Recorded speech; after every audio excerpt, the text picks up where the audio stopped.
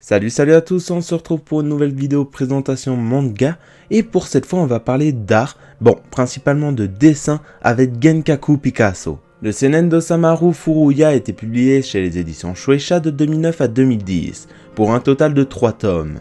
Et c'est en 2015 qu'il arrive chez nous chez les éditions Tonkam. Et bien sûr, aujourd'hui les 3 tomes ont été publiés en France comme au Japon.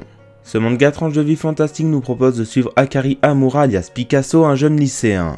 Mais un jour, alors qu'il rentre de son club de dessin avec son ami Chiaki, ils sont tous les deux victimes d'un tragique accident. Miraculeusement, Picasso survit, mais ce n'est pas le cas de Chiaki. Mais un beau jour, cette dernière lui réapparaît sous la forme d'une elfe qu'il est le seul à pouvoir voir. C'est à ce moment-là qu'elle lui explique que désormais, pour continuer à vivre, il devra accomplir un certain nombre de missions.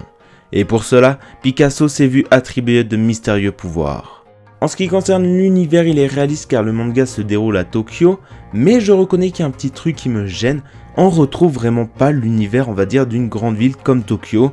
Il y a très peu de gens dans les rues, il n'y a pas spécialement de voitures sur les routes, et je trouve, on va dire, que ça reflète pas l'univers du manga, puisque voilà, le manga se déroule à Tokyo, on devrait ressentir, on va dire, la chaleur de la ville de Tokyo, mais là, non, pas spécialement. Mais bon, après voilà, c'est un petit détail, et bon, vous savez comme je suis, j'aime bien râler sur des tout petits détails, mais sinon, l'univers est vraiment correct. Après, en ce qui concerne l'histoire, j'ai adoré. On se retrouve, on va dire, avec les deux personnages principaux qui vont se retrouver plongés dans des dessins qui ont un lien avec une des personnes, on va dire, de l'établissement ou de l'entourage des personnes de l'établissement scolaire dans lesquels ils sont. Et vraiment, je trouve ça très intéressant puisque voilà, on va dire à travers le dessin, ils vont découvrir la psychologie et des scènes de vie de certains personnages. Et vraiment, je trouve ça intéressant puisque voilà, on va découvrir un peu comment analyser, on va dire, une œuvre d'art, même si je pense que ça marche pas spécialement et que même après avoir lu le manga, on n'y arrivera pas forcément. Mais je trouve quand même le concept très bon, le fait de se retrouver plongé dans un dessin pour régler les problèmes, on va dire, d'un personnage secondaire. Je trouve ça plutôt plaisant, surtout que voilà, l'histoire avance plutôt rapidement vu qu'il n'y a que 3 tomes.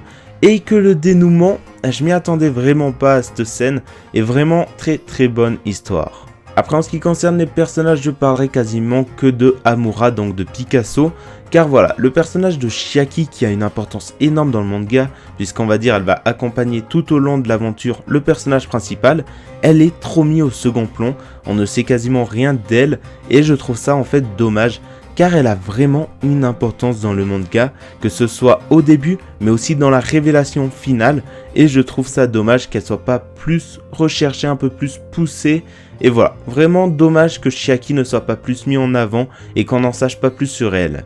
Après, en ce qui concerne Amura, donc Picasso, ce qui m'a le plus marqué, c'est vraiment l'évolution du personnage. Même si voilà, ça fait partie du shonen de faire évoluer le personnage, on a une évolution vraiment rapide dans ce manga. Et vraiment, voilà, on passe d'un personnage insociable et avec très peu d'amis dans sa classe, à un personnage plutôt sociable avec plein d'amis dans sa classe. Et voilà, c'est vraiment une évolution rapide. Après voilà, c'est en 3 tomes, donc ils sont un peu obligés de le faire évoluer rapidement.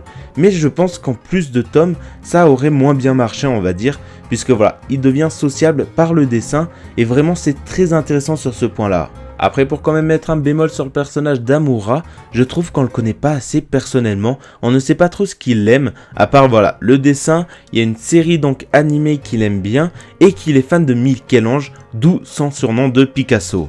Pour enfin finir avec les personnages, on va parler des personnages donc secondaires qui sont en fait les amis que Picasso va se faire au fur et à mesure du manga en leur venant en aide. Et sur ce coup-là, vraiment j'ai adoré puisque chaque personnage secondaire est vraiment différent. Ils ont une mentalité et des goûts qui ne sont pas les mêmes et chacun va apporter, on va dire, une aventure au personnage principal qui n'aura aucun lien, on va dire, avec les autres. Et vraiment, voilà, il y a une diversité qui me plaît énormément dans ces personnages. Donc voilà, c'est un gros point positif pour ce manga. Pour finir, parlons du dernier point, on va dire, vous savez de quoi on va parler donc des dessins. Et là, on va parler des 2 styles de dessin, donc les dessins du mangaka, on va dire, et les dessins donc de Picasso dans le manga. Et pour commencer, on va parler donc de ceux du mangaka Furuya, et vraiment je les trouve plutôt sympas.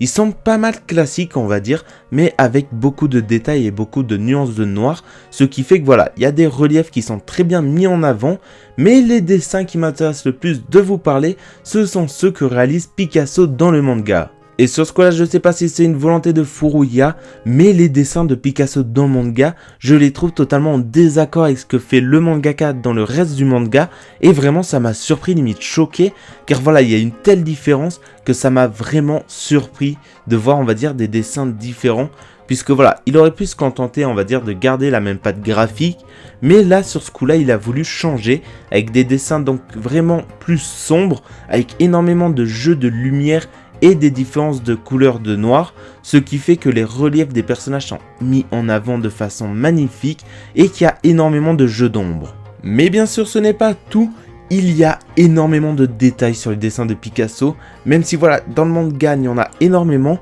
dans les dessins de Picasso c'est juste fou le nombre de détails qu'il y a, et vraiment voilà, j'ai vraiment été surpris par le décalage entre les deux styles de dessin, mais voilà, vraiment chapeau à lui pour ça, car ça m'a surpris mais d'un point de vue positif. Donc qu'est-ce que je peux dire de Genkaku Picasso?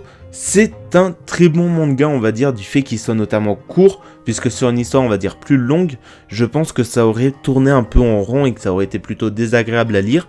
Mais en 3 tomes, vraiment c'est un excellent manga, avec des dessins vraiment sympas, une histoire intéressante et originale, et un univers on va dire un peu classique malheureusement.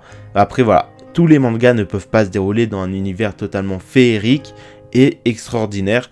Donc voilà, vraiment Genkaku Picasso, très très bon manga que je vous recommande.